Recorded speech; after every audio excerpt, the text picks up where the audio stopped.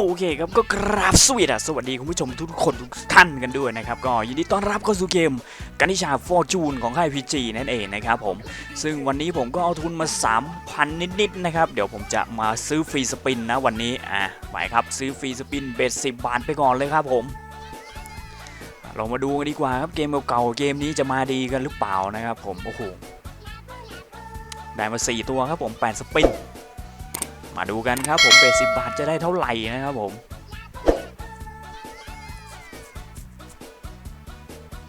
โอ้ย10มาอย่างนี้ขอเป็นได้อยู่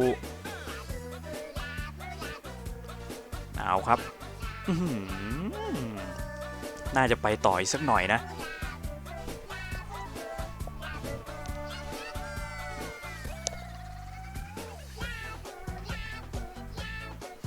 คิวไปต่อครับไม่มานะขอเป็นคิวคู่เอาเป็น10ได้อยู่ขอหน้าใหญ่ช่องแรกโอ้ยเป็นพวงดอกไม้หน่อยก็ไม่ได้นะเทียนมาโอ้โหเทียนไม่มานะครับ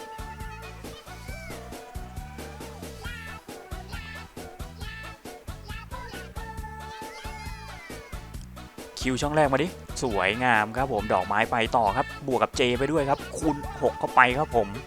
เคว่ายังไงครับเคไปต่อนะครับผมเป็นอะไรเอ่ยโอ้โหเป็นคิวนะครับไม่เป็นไรครับผมยังเหลืออีก3สปินตอนนี้ยังขาดทุนอยู่นะ10มาโอ้โห10ไม่มานะครับ10ไม่มาขอเป็น10ละช่อง3 10โอ้ยตอนนี้ได้กำไรมาที่เกือบ100ละ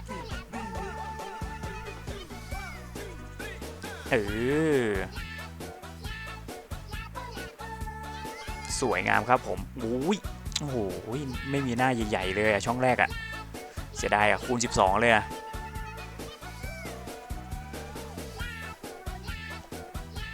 โอ้โหจบลงแล้วครับผมที่915 บาทครับผมไม่เป็นไรครับผมไปกันต่อครับเบ็ด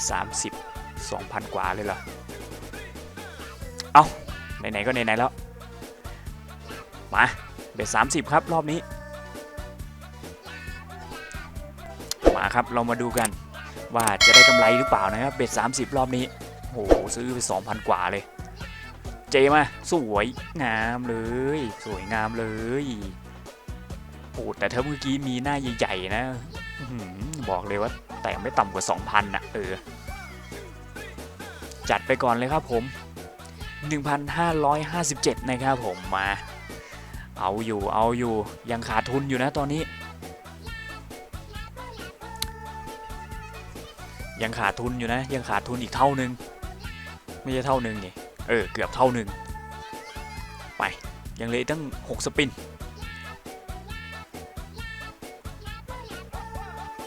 เอาหน่อยเฮ้ยไม่ไหลนะครับเจมาสวยครับช่องแรกเถอะมันต้องอย่างนั้นจิ๋วะโอ้โหคุณผู้หญิงไปไหนเนี่ยคุณผู้หญิงเปลี่ยนเป็นคู่อะไรก็ได้นั่นแหละสวยงามเพื่อนดอกนี้แหละคูณโอ้โหคูณ27เลยเหรอวะเฮ้ยโอ้มาไงคูณ27โอ้โหตั้งแต่เล่นมาไม่เคยเจอคูณ27นะครับผมเคยเจอสูงสุดคูณ12นะโอ้โหดอกนี้ครับผมกำไรเน้นๆครับผมกำไรเน้นๆเลยซื้อ 2,000 กว่าได้มา 5,000 กว่านะครับผมไม่ไปไลน์ครับผมไปกันต่อครับผมเบ็ด50ซื้อไปเลยครับ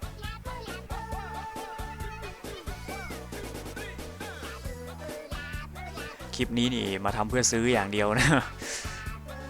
เอาทุนมา 3,000 กว่าเนี่ยเพื่อซื้อโดยเฉพาะนะครับ คิวมาอย่างนั้นแหละแต่ดันไม่มีคูณนะสิโถไปดิคูณ121,800สวยครับผมเอาล่ะทีนี้กำไรละทีนี้โอ้โห3สปินเท ทีนี้ก็คือกำไรครับผมทีนี้ก็คือกำไรครับไปอีกโอ้โหมันดันเป็น10เฉยเลยโอ้โหคูณ24ได้อยู่5,700โอ้โหหมื่นแล้วถึงหมื่นแล้วมาหมดฟรีสปินนี่ผมน่าจะพอแล้วล่ะเอาแค่นี้แหละก็กำไร10,000แล้วครับตอนนี้โอเคครับผมก็น่าจะหมดละเอายังเหลืออีก1สปินนี่หว่าไม่เป็นไรน่าจะหมดแล้วล่ะครับผมก็สำหรับใครที่ชอบคลิปนี้ก็อย่าลืมกดไลค์กด Subscribe ช่องผมเพื่อเป็นกำลังใจให้ผมด้วยแล้วกันนะครับผม